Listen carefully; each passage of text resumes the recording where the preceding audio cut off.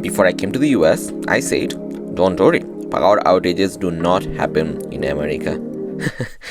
I have never ever been more wrong in my entire life. There are hundreds of thousands of Texans. Texas has been especially hard hit. Millions there are without power, water, or heat. Where more than 3 million homes and businesses are without power and heat, the electrical grid simply can't handle the demand. On February 15, 2021, Texas went through one of its darkest days. Pipes burst everywhere, flooding homes. I don't know what to do. Roofs fell down. And the worst of it all, it was freaking cold. What the hell went wrong? And how were we? How did we survive? Through our experience, we realized that there will be 5 stages when the world goes through a major apocalyptic event. But first, let's go back to the beginning. The day and night before everything went wrong was very chill. You stayed inside the warm room, looked at the beautiful snow. Everything was fine. Everyone knew the next day was going to be very cold, the lowest ever in Texas in a century. So even the university declared that they will be closed for the next 2 days. I was very chill. I cut my beard like I was living the best moments of my life. And then I declared to the world that I was going to do a social experiment. I'll be out of Facebook for a week. And then I went to sleep peacefully.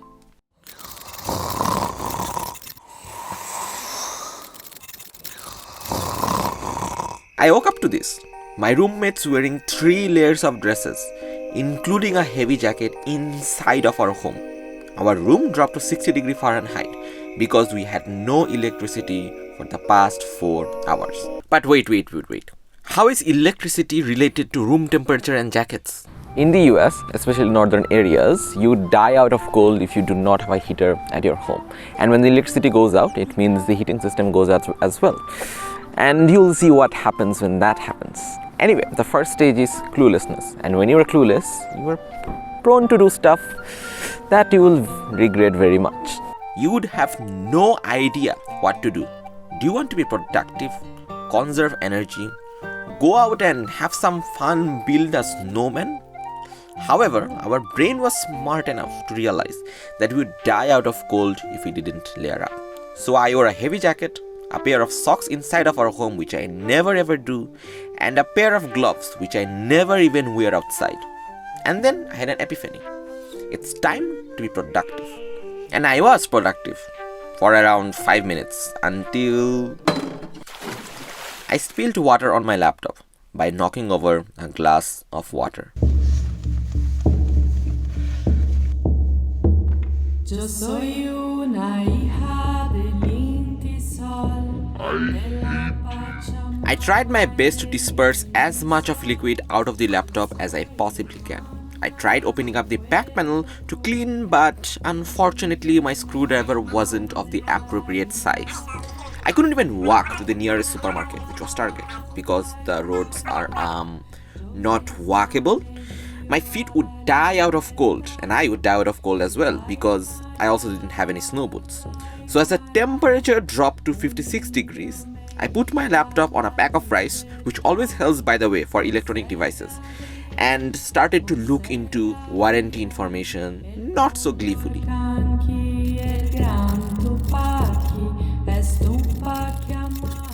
When the electricity is out, you can't microwave your food.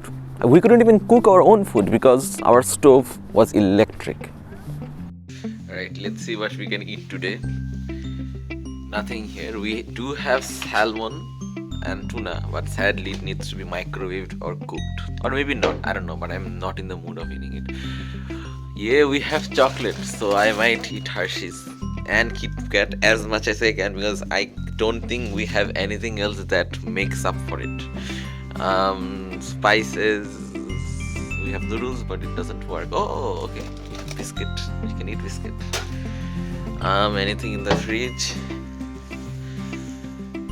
Honestly, nothing except milk, and which I don't drink, and juice. As I satiated my tummy with Hershey's and orange, the electricity magically came back.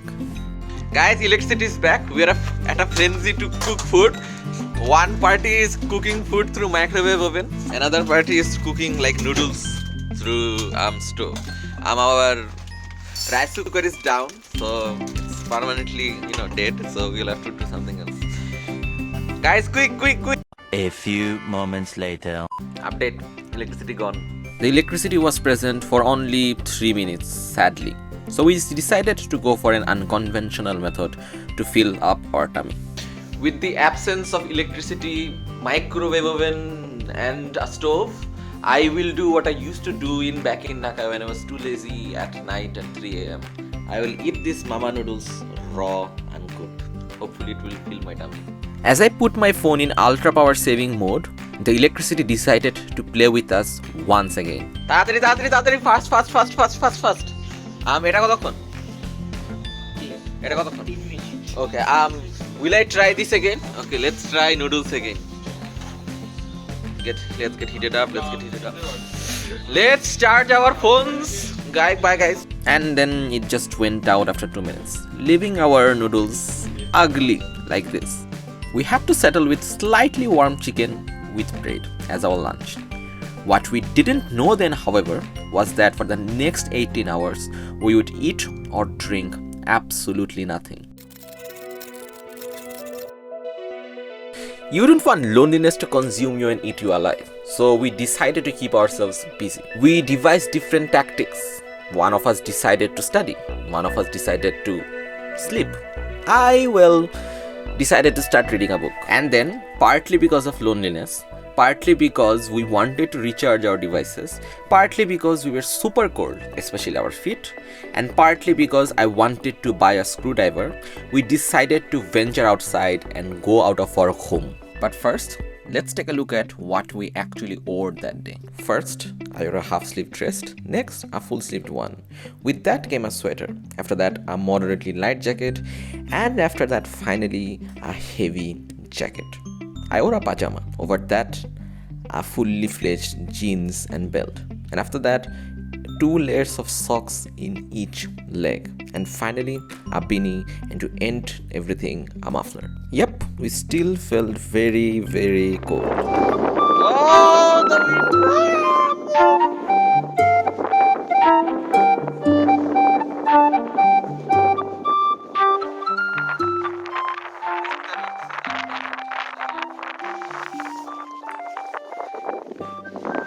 So, the university bus is closed off. It's closed off since the morning. They called out that okay, we are out, but the state provided public transport is still on.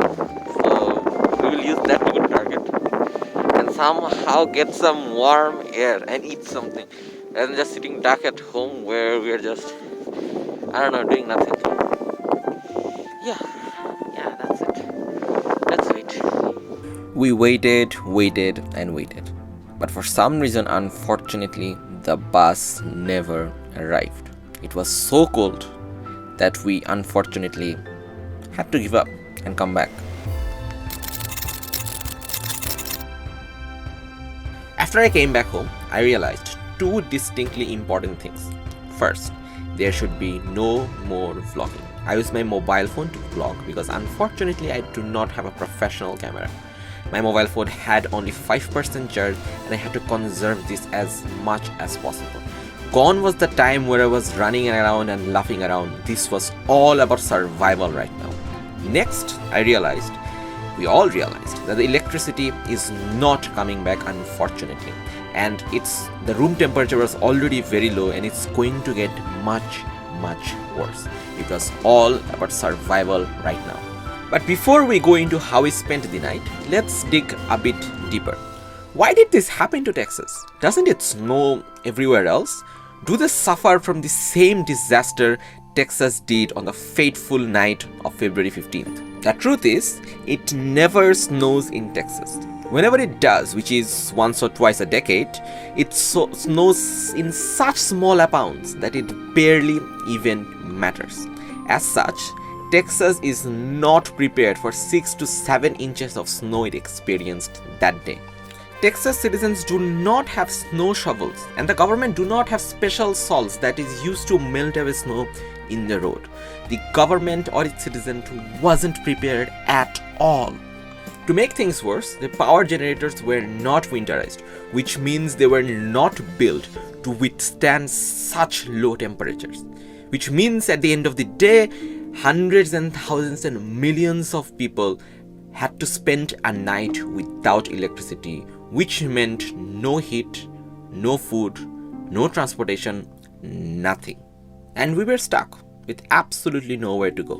But just because we were helpless did not mean that our friends and family had to panic as well. So we decided to give as much of false assurances as possible by staying positive. এই রাত জীবনে ভুলবো না আপু, আগামী 50 বছরে ভুলবো না ইনশাআল্লাহ. This is a story we will tell to our grandsons and granddaughters. Yes. Even though our options were limited, we decided calling up UT Dallas police. And unfortunately, we don't have electricity at our place since the last 16 hours. It's pretty cold out here. I think it's going to get worse. Can you give us any suggestions as to what we should do? The buses are off, Uber is off, and everything else. There's unfortunately not much that we can do. The power is out on campus as well. Yes, the power's all out in all of Richardson and Plano.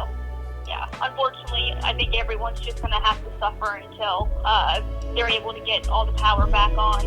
When it was clear to us that we were stuck at home and we had to spend the night, we decided to find ideas to keep us busy. We realized that talking about random stuff kept us distracted and kind of helped psychologically. আচ্ছা, আমার একটা প্রশ্ন আছে, বল, Vietnam ওয়ারে কি হয়েছে? Joe Biden, will you listen to the young kid known as Samin Rahman suffering through all this? You probably won't, exactly.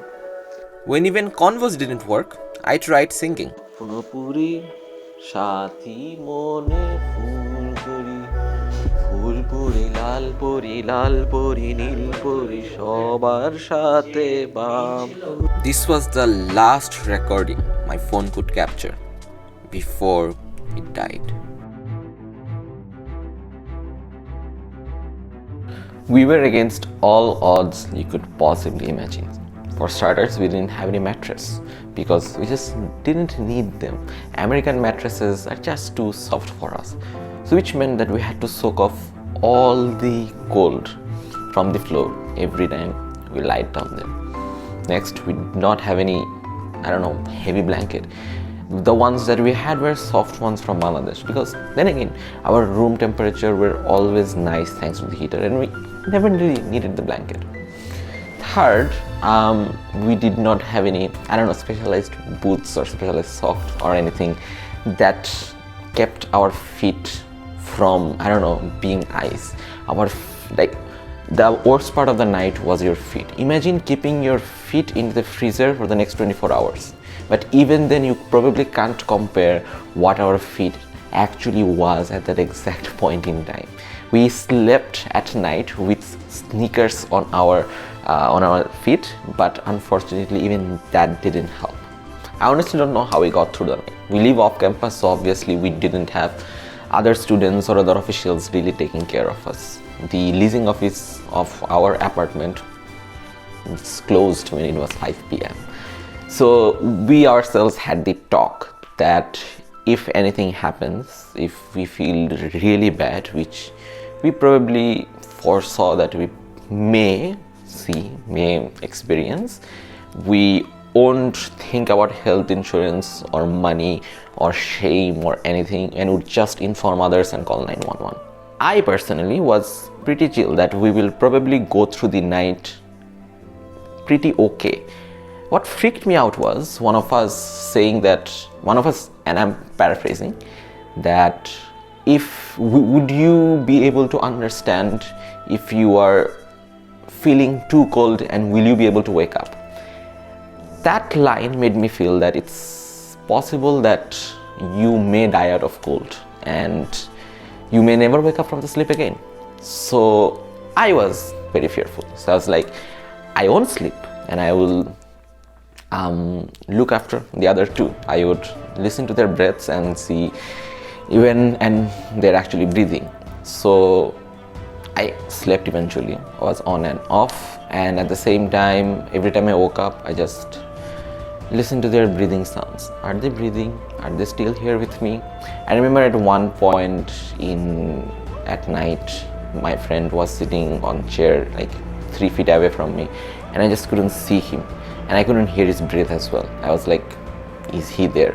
And for 5 minutes I was thinking, should I call him? If I call him, maybe he's asleep and I would wake him, and if something happened, I don't want to know, but I probably should take care of it as well. I eventually called, and he was like not moving at all. He was just preserving his energy, and if he moved, he would feel cold, and he knew it, and that's what he did. Yeah. It was a crazy night. You couldn't sleep because it wasn't possible to sleep. You woke up every 5 minutes, and if you didn't sleep, then you would suffer heavily, and the suffering was insurmountable. It was,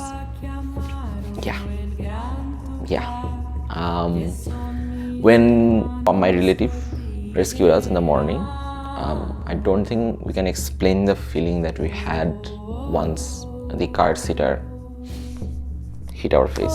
Unexplainable. The best feeling, the best moments of our lives, undoubtedly.